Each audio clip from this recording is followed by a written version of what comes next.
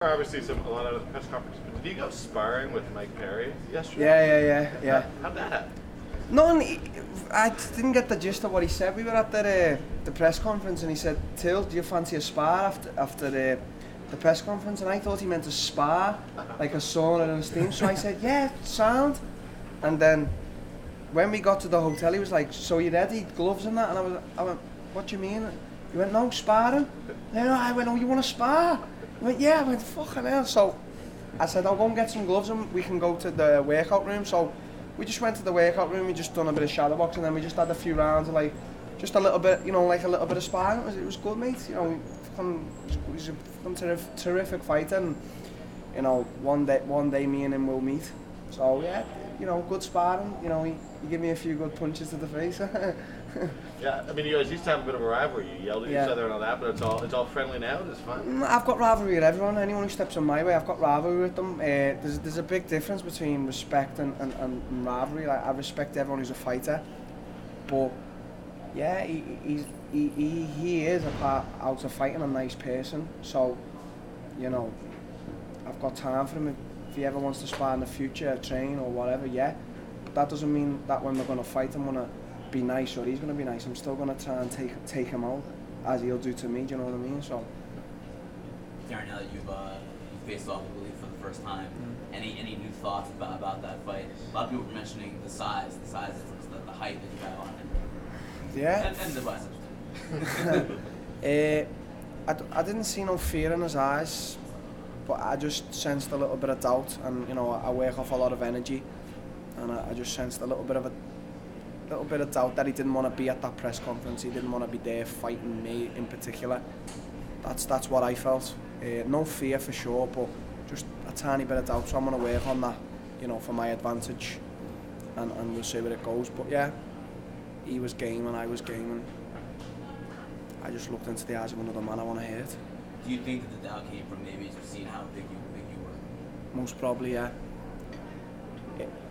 It's because I'm like the same size as like Stephen Thompson and that, but it's like my attributes meeting my back, like the way I carry myself. A lot of fighters, they carry themselves with shoulders forward, sort of in a slouch position. When I walk with my shoulders back, and when I'm facing off, I don't face off like that. I face chin in the air, sort of as if to say, give me your best shot. So, it's all about presence. I spar with a lot of heavyweights, and I always say that I make them feel small. It's about presence and energy, so that could play a factor in it.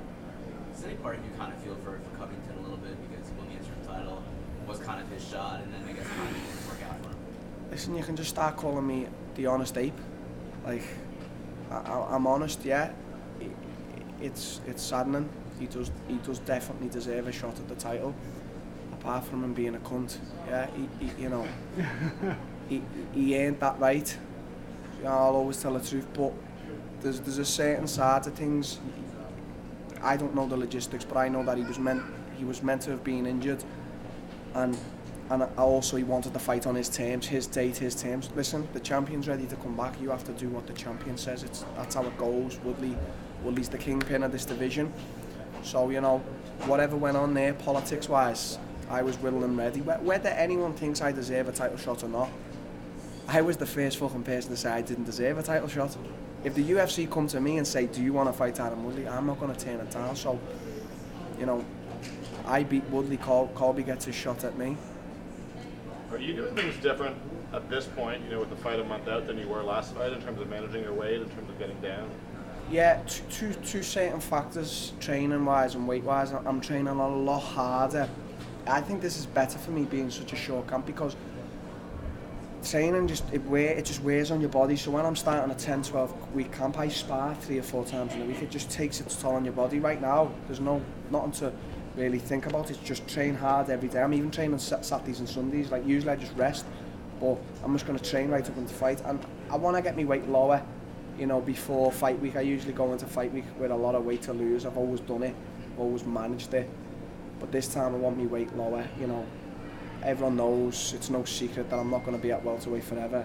So, these next few fights at welterweight, and then it's a middleweight debut. Have you ever fought like in any discipline or competed at all in America? Never. The closest is Canada. I fought for a ISK world title in Victoria. That's the closest. You know, I'm already sitting at the front row in press conference, and I've never been to America. You know, the rise is only beginning now in America. It's time to crack it now. The Americans, some know me. Everyone will know me soon. I heard that you're going to be finishing out your camp in Vegas, right, at the UFC. Yeah. Is that true? Yeah, there's one main factor in that. The big factor being, as I've just mentioned, is recovery. You know, I went there. I was impressed with the facility they've got recovery wise. You know, I'm the type of guy. I'm like old school. I train, and if there's an injury or something, I just throw some ice on it and be done. I put everything to the back of my mind. You know, so right now I want to work more on recovery for this fight. I want to train hard, but then recover quick. You know, it's a 25-minute fight, so every round you've got to be recovering. So that's the main reason why I'm going up there and taking my whole team, and we're going to work hard for the next 5 weeks. I guess you can probably use the nutrition there, so you can use the... Yeah, exactly. The athletes eat for free.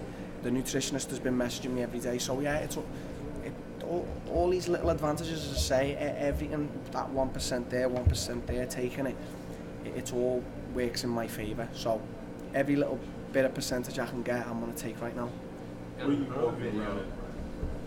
What's your walk around weight right now? Right now, I think, so in kilos, I think I'm about 90, so I don't know what that is in pounds. I think that's... In another video, you said you had to get like a visa, and then you wanted to come back and train at the PI. Is that just a matter of getting the visa, or is there... Yeah, I just need to get the visa, yeah. The UFC didn't book it in time. Otherwise, I was going to stay in LA and go straight to Vegas. So I've got to go back. I mean, I've been travelling like fuck, so that's not easy either, but go get me visa, come back to Vegas and bring the whole team, fight in Vegas, fight in Texas, sorry, and then go back home and straight away, title defense, straight away, Colby. Fans haven't been thrilled with Tyron's last 2 fights, and he's been very patient and stuff. I mean, what do you bring that you think is going to sort of make this be an action?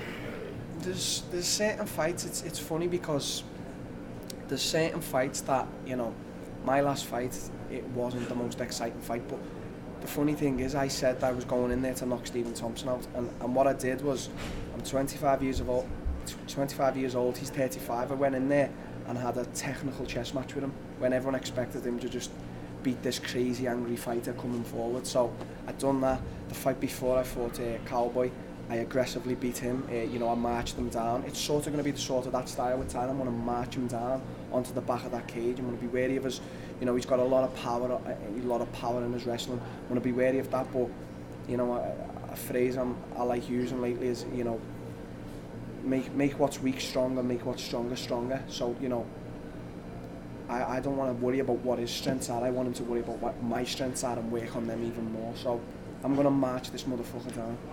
Darren, any significance to the shoes you're wearing, the sneakers? I bought these. Writing on those? I bought these today in Beverly Hills. I don't know. They just like them. I just think they're just different. As I was speaking with one of the guys today, is, you know, I do like me fashion, but I'm very, you know, low key about it. Just simple jeans, jumper, and a nice pair of shoes. So I know that you like them. You've just noticed them. So whatever they say, I don't really give a fuck. I just like them. You've probably been liking LA then if you're into fashion, right?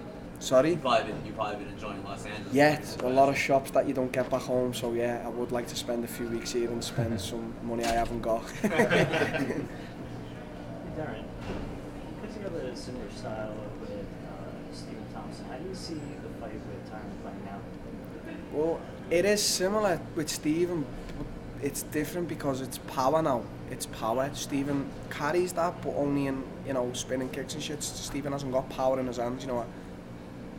It's different. It's, you know, I'm a clever fighter when I need to be, but when I need to use my power and you know, my strength, I will use it. And this fight is that's what it's going to be about. Obviously, intelligence is always playing a factor, but my power is going to come out in this fight. Elbows, you know, if I've got him up against the cage, you know, it's not going to be like with Stephen. You know, I got Stephen against the cage, but where was he going to go? He's so fast, his head movement, you know, I couldn't fire the left as much because he's so clever. With Tyron's not Stephen Thompson. I'm going to be able to march him down and throw bombs, and he's going to be throwing bombs too. Let's see who lands first then. Darren, you mentioned money. You mentioned money you haven't got, but if you become the champion, that's going to be life-changing money. I'm assuming future. Does that change anything as far as your outlook to the fight or training or just? I just got a new contract and it was a great contract, but I looked at it, I said, yeah, that's nice, signed it, and then that was it. You know, I'm working on legacy and greatness, so I trust my team 100%. I trust my coach Colin Heron 100%. So as long as I do all that work, legacy and greatness, all money will be there. So I don't worry about it. You know, you can't have worries outside of this game. You know, I've got a girlfriend who's 7 months pregnant. I don't really care. I've got a daughter in Brazil right now who I haven't seen for 1 year. I don't really care. I just care about legacy and greatness. That's what I'm in this for. I'm not in this to make money, be a champion and leave. I'm in this for people to say at the end of it, you were the greatest. That's my only mentality. Fuck money and fuck everything else. Thanks, Darren. Thank you. Thank you. Thanks guys. Yeah. Cheers later.